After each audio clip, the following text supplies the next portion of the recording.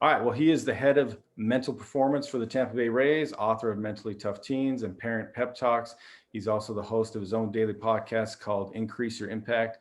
He is Justin Su'a. Justin, thanks for being here today. Thanks for having me, Ryan. Looking forward to this conversation. All right, me too, me too. So, first of all, just because you're somebody new to my audience, if you could just kind of give us a little bit of backstory of who you are and how you got to be a mental performance coach. Yeah, I guess we'll start with where we are today, or as the head of mental performance. Essentially, my job is to train professional athletes to become elite decision makers through mental skills training. Now, you might think, "What? I've never even heard of that job before. How do you land that kind of job?" Before that, so I was working with the Boston Red Sox and then the Cleveland Browns. I was at the IMG Academy working exclusively with high level youth athletes.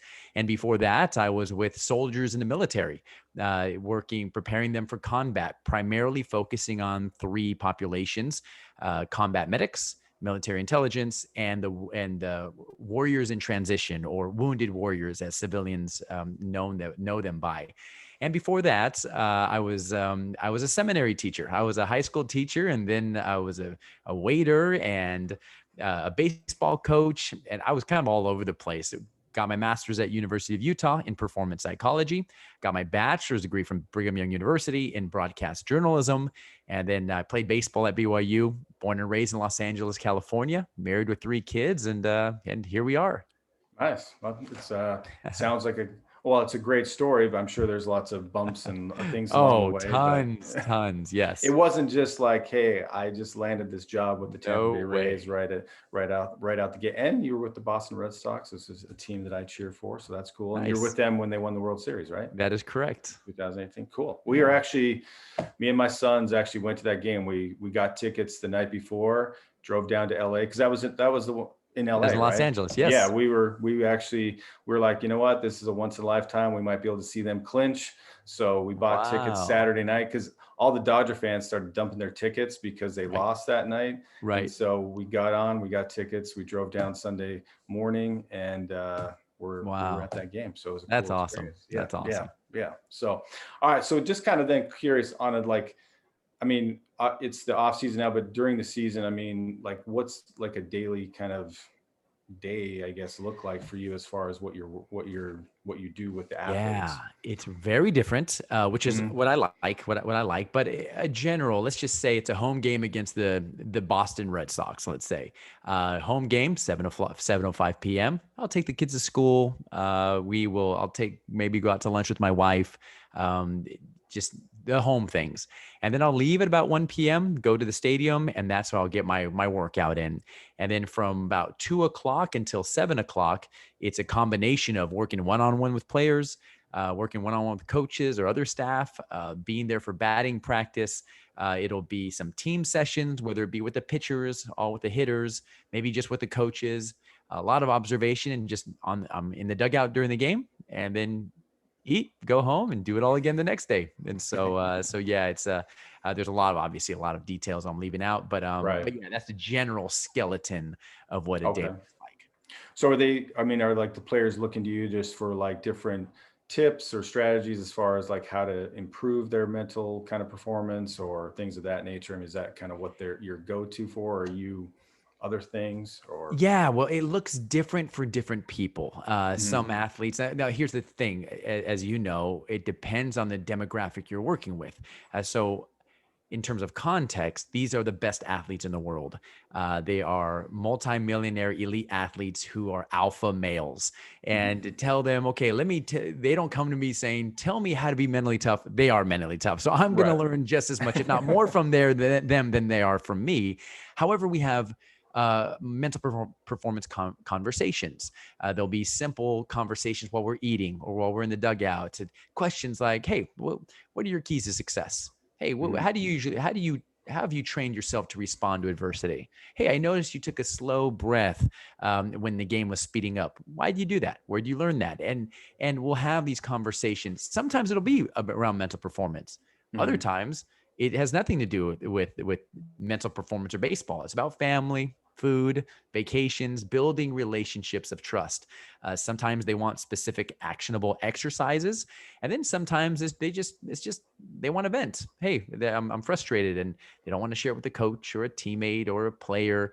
Sometimes it's just with someone who's in it but not in it, if that makes any sense. Yeah, yeah. It's kind of like working with teens, right? You got to really build that relationship with, Yeah, of trust with them and just kind of get them comfortable around you. And here and there, you kind of give them a little nugget or something like that. But just building right, that relationship is super important. That's right. cool. Yeah, yeah.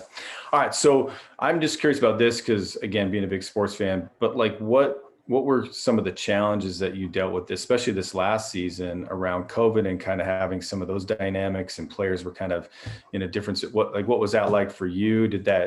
Were you more on call like last season or what was it? Well, yeah, just curious about that. Yeah, if you ask that question, I imagine, I don't want to assume, Mm. but to anyone in any industry, they're gonna give you a sigh and say, yes, these are all, it rocked us. And the same holds true for the players. I think anytime you get to an elite level of anything, they're creatures of habit.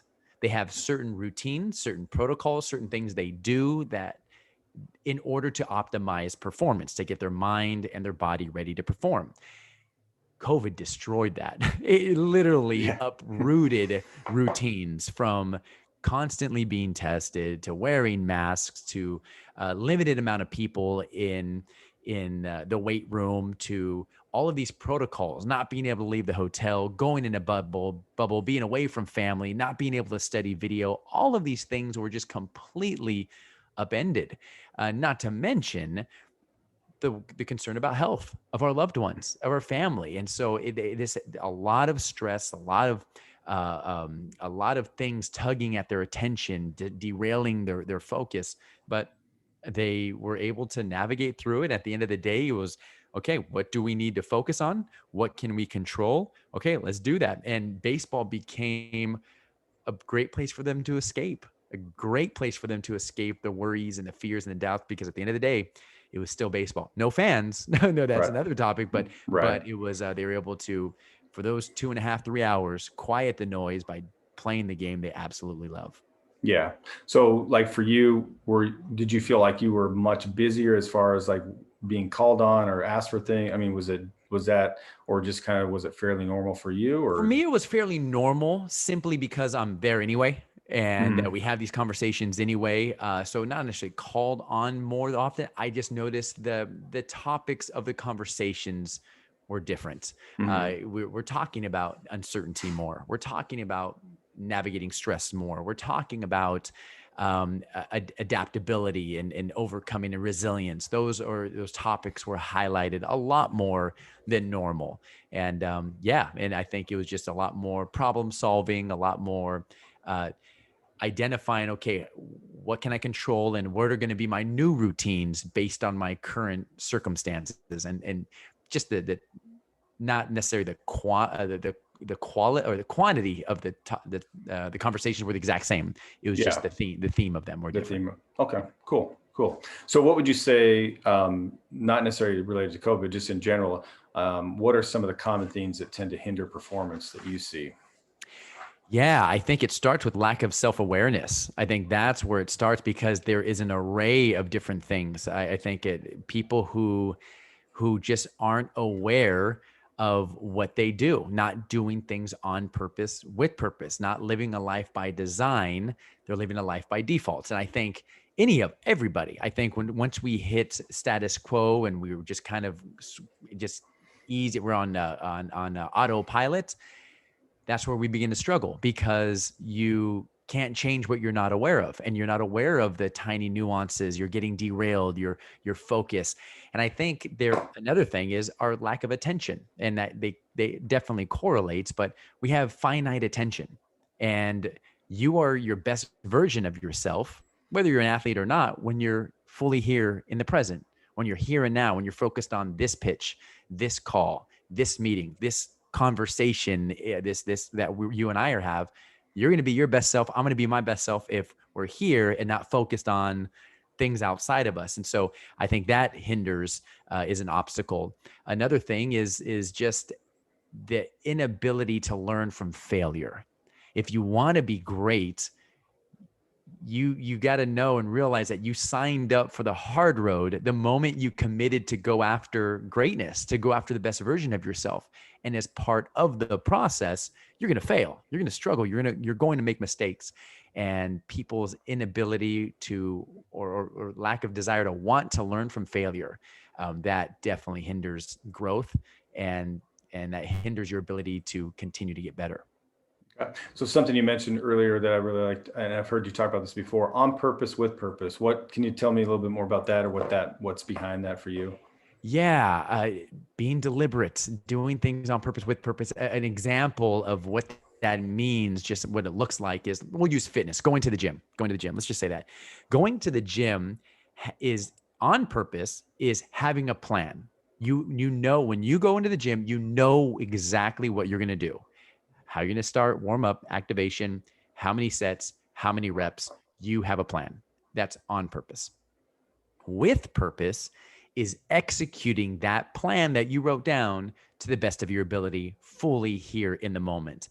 Anyone could do a plan and just go through the motions with no intensity, with no fit, with no focus. And then when you're done, you're like, yeah, I did it. I worked my plan, but you didn't do it on purpose. You weren't fully locked in. Maybe they were talking, or maybe they weren't as focused. And so that's what it looks like. It's identifying what you want to accomplish and then executing that design or that plan to the best of your ability right here in the moment, on purpose, with purpose.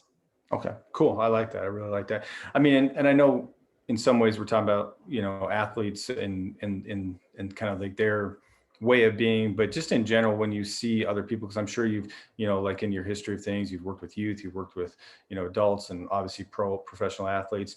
Do you see that a lot though, that people don't have a sense of purpose, or what's your take on that? Like, how they just go about things? I would imagine most athletes would have that, but maybe not. Yeah, I think when we use purpose, I think some people, I think we could break that word down, because I think when people hear your purpose, or another common question is, what's your why? Yeah. When they think, hey, do you have a purpose? Some people think when you say what's your purpose, they think capital P purpose. And I believe that could even be a life pursuit. You might not know your purpose, your capital P purpose, right now as a 20-year-old, 30-year-old, 40-year-old. It's constantly evolving and changing. What I'm referring to, and that's great. If you have that, great. If not, I'm referring to your purpose for right now. What is your purpose for jumping on this podcast episode? For those listening, what's your purpose for listening to this episode? Why are you listening? What's your purpose for going into this meeting? What's your purpose for sending this email? What's your purpose for eating the way you're eating? That's what I mean by on purpose with purpose. It's, yes, we can talk about capital P purpose, like the big global, but for some people that's really hard to discover. I am talking about what's your reason for doing what you're doing right here, right now. And some people, we hit that with COVID. It derailed a lot of people. As you probably saw with a lot of your clients, motivation dropped, focus dropped, this pervasive sense of feeling a lack of control. What is going to happen with my life? Am I on the right path? And so if you can't see the light at the end of the tunnel, create the light at the end of the tunnel by identifying your purpose, shrinking the playing field. What's your purpose for the next 3 months? If you need to shrink it even more, do it more. What's your purpose for the next week, for the next day? What's your purpose for the next hour, for this moment? And so that's what I mean by on purpose with purpose. Thank you. That was great. It's almost like this, in some sense, like being intentional in everything we do, rather than just going through the motions, but having that intentionality. It really helps to kind of center us, and, like you said, be present, be in that moment, and really go at it, I guess. Right. I love it. Yes. Yeah. Yeah. Cool. All right. So I want to shift a little bit, just because I know, like I said before, that you've worked with youth. Obviously right now, many teens are struggling with the current circumstances, maybe feeling like not very much control in their lives. Suicide rates are escalating. And I know there's a lot of parents out there that are desperate to help their teens. So what kind of advice do you have for parents for helping their kids develop resiliency or mental toughness, things along those lines? Yeah, I like this question. And I think what I would say first is you probably, I don't know if you've ever done an episode on this or whatever. In terms of the mental health side, Hmm. I love your advice. Okay. Listen for the people listening from the mental health, from all of that. I am a performance specialist, and I know you Right. asked about mental toughness and resilience, Hmm. which is my domain. I think a lot of people, they will mistake what I do for what you do. It's like you are the clinician, you are the licensed therapist who can really take us and really help the youth out there to help us understand the mental health and why it's happening, and depression and suicide and all that. I study performance optimization. Hmm. And to answer that in terms of this, yes, depression and all that, I don't know, like, because that's not my training. Right. However, in order for mental toughness, for resilience training, a couple of things. So, number one is a lot of questions that parents will ask is, what can I do to motivate my child during this pandemic? How do I motivate my kids? I think a better question to ask is, what can I do to create an environment where my kids will motivate themselves? Now, a parent's going to be eye rolling and say, "Oh yeah, that'd be great." But do you know my son? Do you know my daughter? I have three teenagers as well. Easier said than done.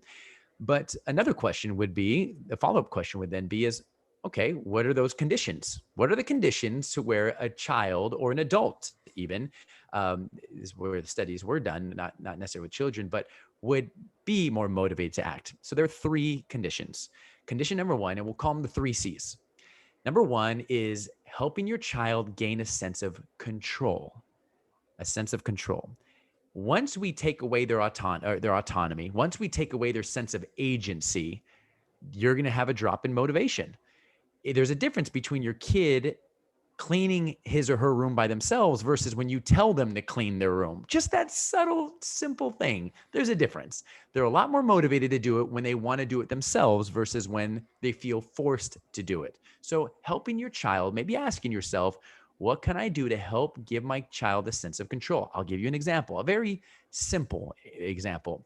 If you have a young child and you want them to eat vegetables, you're going to say, do you want broccoli or do you want carrots? Do you want broccoli or do you want asparagus? Which one? And then they're going to say, I want broccoli. They're still eating their vegetables, but they get to choose which one of the vegetables that they're eating. You're not going to say you're eating your vegetables. Just like, which one are you going to eat? So that's a simple, subtle example of what it looks like. And in the sports realm, it's like, okay, guys, you're going to condition. Do you want to go? Do you want to do your physical conditioning before we do the team practice, or at the end of it? Oh, I'm going to choose to do it before. You're still going to condition. You might not like it, but you get to choose when. So that's what the control aspect. The second C is competence. Our motivation will go up, will increase to the degree that we have a sense of perceived control. I'm sorry, perceived progress. We just talked about perceived progress. Your child's going to feel more motivated when they feel like they're making progress, when they're stacking small wins. And so when you don't feel like you're getting better, it's demotivating. You don't feel like you're growing. And so what can you do to help your child gain a sense of small wins? I've seen some parents put up blank calendars on the wall and say, okay, son or daughter, every time you do this thing, let's put a happy face or check marks. Every time you do 5 push-ups, every time you do this thing, or ask your child, what's one small thing you can do every day? And then just document it and have a competition. How long can you keep that chain going? They're building these habits by stacking small wins. Motivation is going to go up. So a sense of control. See, the last one is camaraderie. Relationship. Motivation will go up to the degree that they have strong relationships with those around them. And I think now relationships are easily strained. We're together all the time. We can't escape our family and we need a little time to ourselves. But whatever you can do to open up the communication, empathy, love, listening, spending time together, laughter, all of that is critical. And then the last piece to build resilience is seeing the good, looking for the good. What's the positive there? I think it's easy to see the bad. We have the negativity bias. To have a daily practice around the dinner table, what was something good that happened today? What was the good? So what you're doing is you're training your children and yourself to flex the optimistic muscles, the positivity muscles, because you'll find what you're looking for and you give power to what you focus on. And so instead of just talking about how bad everything is, that's your chance to talk about the good. So there's some examples. Right. Those, yeah, I love those. I think one of the things I was going to say too, just as far as like kind of, because in the podcast world, you're trying to plan ahead and whatever. So my next episode is actually going to be all about resilience. And it's just going to be something from a book that I learned. And actually the thing about it is that in the book, it talks about the connection between resilience and mental health. And so even though, like I said, that maybe like I said, the part that you do and the part I do, they intertwine, right? I mean, it's like, and I think the one thing that maybe, and I'll get into this more. I want to hear from you, but I just want to say, I think one of the things that maybe we're finding is that without that foundation of resilience, we're going to struggle with our mental health when hard things start to come up, right? So if we haven't built those skills, when stuff happens, it's that's where we see the deficits or the holes that are maybe being created. And so, not to put blame onto parents or anything, but I think it's a wake up call to say, hey, maybe what are we not doing, for our kids as far as helping them to build that resilience, so when difficult things happen, they're ready for it. So I uh, go ahead. Sorry, I No. just wanted to say I completely agree. I completely agree with you. When I was at the military, what they called it was resilience training. Mhm. Resilience training. So a resilience practitioner, and so we'd go in and teach them tools to resilience, such as identity, your identity, being able to articulate who you are as a person. Who am I really? What are your character strengths? What are your values? We talked about communication tools. We talked about breathing and meditation. All of these tools in order to be more resilient. And I love what you said, how you articulated it. These are skills that you can learn. You can train your body, you can train your craft, and you can train your mind. These aren't just things you're either born with resilience or not. Yeah, some people are wired with more propensity to be more resilient than others. However, you can actually learn time tested, even more important, science based strategies in order to increase resilience. And I think in the home, like you said, it starts with the parents. It's to be able to learn it yourself, and I think to be able to exemplify it and to show by example. I think that's critical. Yeah, for sure. So one thing I want to get your take on, just because when it comes to resilience and stuff, I've heard you talk a little bit about, what's your sense on the notion of like vulnerability and feelings and how that fits into resilience? Yeah, I think it's incredibly powerful. If you take a look at the work of Brene Brown and vulnerability, I think vulnerability is strength. I think vulnerability, it takes strength to be open. It takes strength to show transparency, to show those chinks in your armor, to say I don't know, to say I'm struggling, to say I need your help.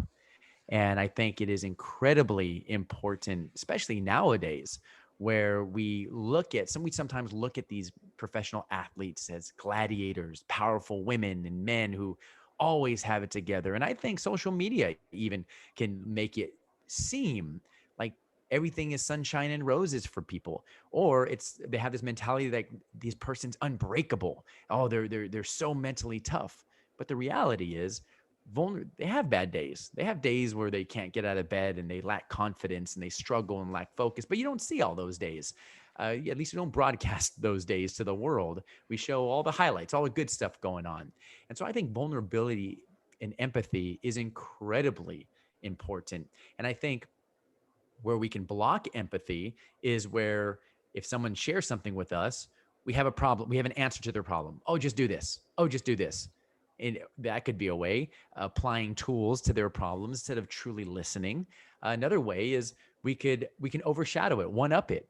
They share with you their struggles, and you come back with, oh, well, listen to what I'm going through. It's like, well, that's not empathy. Well, I don't want to hear your problems. These are my issues, and I just want to experience this cathartic feeling of sharing what I'm going through with my friend, with my sister, with my mom or brother. And so yeah, I think sometimes we can inherently, or not inherently, just unbeknownst to us, block empathy through our actions to fix things or to try to help when we're really not helping.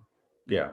Well, and I guess the reason I ask that too is I think when we hear the word mental toughness and things of that nature, it's like we feel like vulnerability like kind of goes away, right?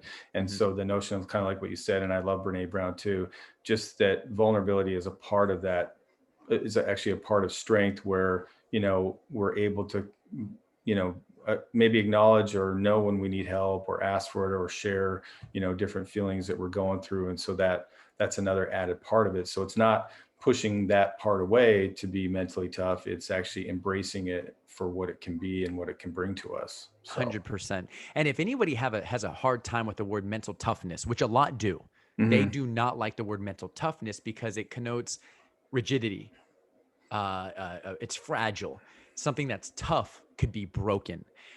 Another phrase or word that people are adopting more often now is mental flexibility, the Hmm. ability to adapt, to be pliable. I think that is, I even like that even better. Just, yeah, mental flexibility, yeah, which is another way for being tough. I could adapt. I could adjust. I could adjust the volatile terrain, the uncertainty, the ambiguity. That's what mental toughness is. It's really mental flexibility. Yeah, no, I like that. I like that. So one thing then, if you can also help me understand this, and just as far as I've heard a couple different talks that you've given. So when feelings, I guess the statement is, there's times when taking counsel from our feelings might be bad for us. Do you want to talk a little bit about that, or if you know what I'm talking about, as far as something you mentioned before? Yeah, yeah, absolutely. A lot of times, and in the context, we'll start this explanation with in the context of sport. Okay. A lot of times, an athlete will go to play, and you ask them, "How do you feel?" And they'll say, "I feel scared. I feel worried. I feel stressed. I feel sad." Whatever feelings that they have. And then they're feeling that way. You feel stressed, then you start to act stressed. You feel sad, you start to act sad. And then all of a sudden you start to play sad. And then all of a sudden it goes all the way back to your feelings. Or probably even a better example, I should have started with this one. I feel confident or I don't feel confident. Mhm. And then you say, how many times have somebody gone into something feeling confident and performed terribly? Then contrast that with how many times have you gone into something feeling no confidence, but you performed incredibly well. You're like, wow, I did a lot better than I thought I would. So, what does that teach you about your feelings of confidence? It teaches us that it's not a predictor of future success. Instead of focusing on your feelings, focus on your actions. Instead of how do you feel, you asking, how do you feel? I'm going to ask, what are your intentions today? What are you focused on today? What are you going to do today? Because when you get into the performance, your feelings aren't on the scoreboard. That's not on in the statistics. The fans don't care how you feel. Perform. The game doesn't care how you feel. Go. You got to go and perform. And so that's what I mean by focusing. Don't take counsel from your feelings. Now I can debate that. I could debate that and say, well, what about those moments where you do need to focus on your feelings, where fear could also be a compass? Sometimes you'll use a quote unquote negative emotion like fear, and that could push people away.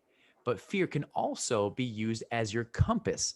Some of the best people in the world, if you athletes in the world, not people in the world, athletes in the world or top performers, and I keep saying athletes, these are musicians, these are business professionals, moms, dads.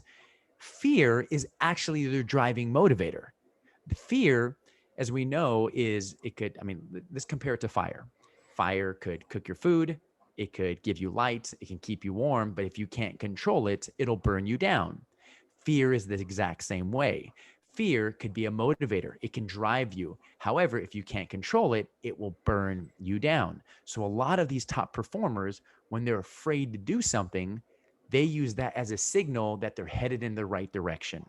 They should lean into that fear, where the average person is running from the fear. I don't want to feel fear. I don't want to feel stress. Some people use it as a compass rather than an obstacle that they need to avoid. And so, yeah, it's a very interesting topic that we can go a lot of different directions with, but I try to stay flexible with my thoughts and hit it from a Yeah. lot of different angles. No, I like that, and I think the thing I got out of just talking to you right now is that, I mean, and maybe where people might get tripped up, if especially the idea of like what we just talked about, vulnerability and being able to share your feelings. I think it's one thing when you talk about the acknowledgement, and that's kind of what I hear in that. It's like you can acknowledge the feeling, right? Hey, I'm feeling sad, or I'm feeling anxious, or I'm feeling maybe not as confident. But then the important thing that you said, but now what am I going to do with that, right? So it's not so much that I can't acknowledge I'm feeling that way, but like you said, if I let that sort of encompass me and now I just, hey, I feel sad, and then I just start to act sad and I continue to be sad, then that's where I'm going to be. But if I say, hey, you know what, I'm feeling sad today, but now what can I do about that? And I think that's the key, is there can still be the acknowledgement of how I feel, but what role is it going to play in what I do throughout the day? Or I know a lot of times it's like, hey, I'm feeling anxious. Okay, well, some people just kind of put that anxiousness as now that's my companion. I'm just going to let it kind of sit with me, and it's going to be there, and I know what it's going to do, but I'm going to still do my day or whatever it might be. And I would imagine that athletes have to do something similar to that all the time, right? 100%. You hit the nail on the head. You're probably more familiar with it than me. Going through school, ACT, acceptance commitment therapy, or training, as some people say. It's accepting it. It's being able to be at one with those thoughts, be at one with those emotions, and name it to tame it, so to speak. Mhm. Name the feeling that you're going, and then to echo what you just said, literally echo. What am I going to do about it? All right, that's how I feel. What am I going to do about it? I got to go out and perform. I have to provide for my family. I can't call in sick. Like, I'm fine. Like, I got to go. And so I think that's the key. What are you going to do about it? Right. And that's really a lot about what resilience really comes down to too, is just the notion of being able to focus on what you can control, right? I mean, and if you can't, Yeah. and I mean, if you spend so much time even focusing on things you can't control, that's going to be what starts to feel overwhelming. And I think that that's where a lot of, even with COVID and teens and stuff, are struggling right now, is there's so much that you can't control. I can't control that I can't go back to school, or I can't control that I can't play sports right now, or I can't, but that's my focus. But what can I do? What can I Yeah. control? What can I maybe improve on while I'm not, doing this or doing that? So, Yeah. yeah. And in addition to that, I think a lot of people, when you think about a resilient person or their hero, they some people, I don't want to say they, I don't know what percentage, but there may be a percentage of people who think that resilience, if they're painting this picture, they imagine Superman, they imagine Wonder Woman, they imagine that person who's gritty and grimy and walking, that movie where they're walking and explosions are going on behind their back, and they're just so epic with the furrowed brow and a brow and a chiseled chin. And no, resilience is crawling sometimes. Resilience is barely getting through. We have this phrase in pro sports called win ugly. You're going to win ugly sometimes. You're going to feel like a mess. You're going to look like a mess. You are going to just sometimes just barely be able to scrape, or just scrape along, pulling yourself from one day to the other. That's resilience. You're Yeah. doing, you're doing Yeah. it. I agree. I agree. So, just maybe one thing to kind of like finish out. So I know we talked about some youth stuff. So in general, I've heard you talk about before, just I think it's 5 things to strengthen mentality. Do you mind sharing those things? Hopefully, if I'm not putting you on the spot as far as what those 5 things are, but those 5 things to kind of just in general strengthen mentality. What would Yeah. you give to So people? So here's 5 things. It's based on the research from Carol Dweck at a University of Stanford. Mhm. It derives from her research on implicit theories, but the lay term is a growth mindset. And there are 5 principles, 5 beliefs to cultivate this growth mindset. Number one, we talked about it, learning from failure. Gotta, you have to be willing to learn from failure, stare them in the face. Number two, embrace obstacles. Don't run away. Don't try to avoid them. You literally embrace them. You seek them out, even because you know it's going to expand your circle of competence. It's going to get you out of your comfort zone and make you a better version of yourself. Now, those with the fixed mindset, people who don't believe they can change, the opposite of the growth mindset, they are worried to do that because they might fail. The growth mindset person's not afraid to do that because they know they learn from failure. So they're continually to get better. Number three is to always give your best. Always give your best. Your best is going to look different from day to day. It's going to look different. And don't beat up on yourself if you only have 80% to give. Just give the percentage you do have today. Number four is seek critical feedback. You can't get better if you're not getting critical feedback. Don't get mad when mom and dad tell you how to get better. Don't start to complain when coach or your teacher tells you what you need to improve. No, you don't want to surround yourself with people to give you words to make you feel better about yourself. You want to surround yourself with people to help you be better, get better. And the only people who can help you with that are the people who can give you that critical feedback. Now, instead of just sitting and being some receptacle of critical feedback, seek it out. Go to your boss, go to your coach, go to your spouse, go to your kids, even your parents, go to kids. What do I need to do to be a better mom or dad? And they're going to be like, is this a trick question? It's like, no, like how can I improve? Try doing that. And last but not least, be inspired by the success of others. It's easy to be jealous or threatened by the success of others and think that you're a failure because others succeed. But what we need to do is be inspired by it. Learn from them. What are they doing that I'm not doing? How can I adopt their process to what I do? Also understanding the context in a situation. Don't just do what someone does, understand why they do it and the context of their situation. Trying to adopt what someone who is in their 20s and single is doing is going to be difficult if you are married in your 40s with 3-4 kids who are running. Like, you can't do that. You can't be, oh, I'm going to adopt their habits to me or their lifestyle or their routine. I can't. I'm in a completely different situation. And so being very mindful of the context of the advice that you're seeking from other people and the success they're having, just learn from other people. Yeah, yeah. But I do think the one thing is that, like we said earlier about the fact that these are skills, is that, there's always a point where we can start to learn, right? Because they are skills, and so no matter where we see people or what they, there's an opportunity to begin to learn, and I think I mean, that I don't know, I think that's hopeful, that we can always Yeah. learn these things. There's not like an end point or a stop point, like, hey, you're too old or you're too whatever. Like, you can always learn these things. Yeah, I agree. And I would even add to that is a lot of people might think they're starting to learn, but then once they learn it, they're a lot further along than they think. They're Mhm. actually just bringing aware. They probably already do it. Is just highlighting it, and that's one of the things as well we learn in behavioral psychology is people are more likely to start or to do something if they feel that they already have a head start. So if you're giving it as opposed to starting from zero. And so when I'll sit with a young athlete or a player or a parent or whatever, and they're like, oh, this feels so overwhelming, I'll introduce a tool and I say, hey, you're already doing it. They're like, oh, okay, cool. I'm already doing it. So now let's do it on purpose. So yeah, to your point, yes, it's a skill you can learn. But those who are listening, if you're getting overwhelmed, you're actually probably already doing it. It's just about adding the quality and doing it on purpose. Yeah, yeah. Oh, this is great. So I really appreciate it, everything you've had to say today. There's been a lot of good things. I guess, I mean, I don't know if it's even possible as far as like any final thoughts or advice that you might give to people that might be struggling or just needing better mental flexibility, or just any last little nuggets that you could share with us. I would share with people my favorite proverb, a proverb that's been on a lot on my mind lately. I believe it's a Russian proverb. It says, "A bird can rest peacefully on a branch, not because of its trust in the branch, but because of its trust in its ability to fly." And I think a lot of people have misplaced trust. We put our trust on things we can't control, our trust in the economy, our trust in politics, our trust in even in our ability in a competition, our trust in things outside of us. But one of the best places to put your trust is your ability to fly. No matter, even if that branch breaks, even if things go crazy, you can fly. You're going to be okay. You're going to be fine. You're running into some turbulent times, but you can fly.